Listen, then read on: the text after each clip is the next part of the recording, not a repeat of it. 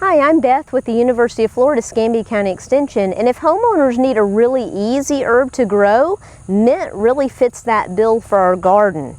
Now, there are many mint varieties that you can select to grow in your garden. One of the most popular ones that you'll find is spearmint that we have here in a container, and right now after the summer heat it's kind of faded back, so we've cut it back and it's going to come back out as our days cool off and do well for us all throughout the winter months.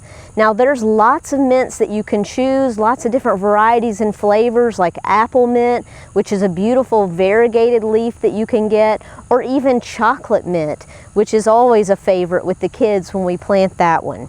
Now for us, we really want to grow mint in a container. It's a running plant and can easily take over a garden area, so you have to be diligent when you, even in a container, to kind of take care of some of those runners that come out.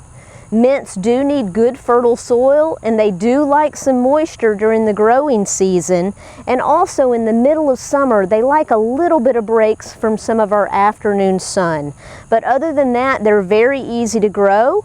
When we're going to harvest this, we're going to come out in the morning after the dew is dried, and we're going to cut some of these newer shoots off, and we're going to take this into the kitchen, wash it off, and then Dorothy's going to show us how to use some of this nice spearmint in order to make some nice dishes for us to enjoy in this summer heat. Welcome to the Extension Kitchen. We're going to be preparing some mint. It's very aromatic mint, and it's very, very easy to prepare. First, we want to select the leaves that we want, and that's really very easy. The stems have been all washed and everything, so it's very easy to do that. We only need maybe about 15 or 20 leaves, mint leaves. This fresh mint smells so good. It's wonderful.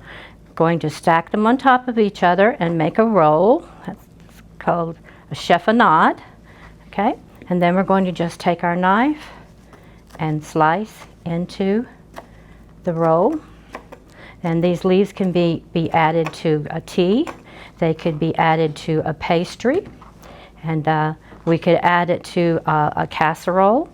They could be steamed and added into a soup. It'd be wonderful in a soup with a wonderful flavor. So it's a very versatile type of fresh herb. And one of the things that most of us think about when we are cutting or selecting our mint is chocolate. Yeah, chocolate and mint kind of go together. They're kind of like a buddy system, aren't they? And we have them in cookies, we have them in candies, and all kinds of pastries and so forth.